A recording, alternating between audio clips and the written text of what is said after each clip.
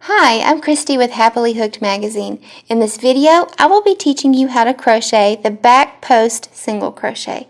To begin, this is a single crochet worked in the regular stitch. To do a back post, I'm going to use the post of my next stitch. This one is a double crochet, but you can work it on any stitch. Start from the back, come to the front, and then go to the back around that post. Yarn over and work it back through, and then complete as a single crochet.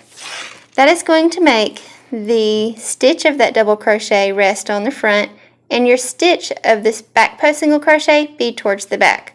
So again, it's start in the back, come to the front, go to the back around the post, yarn over, and come back through.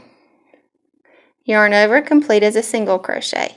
And I'll do it a few more times, and sometimes I pull my work to where I can see working from the back, but that's all there is to a back post single crochet.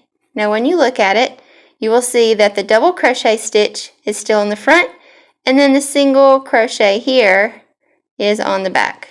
Double crochets here, singles here, worked on the back. So that's how you do the back post single crochet.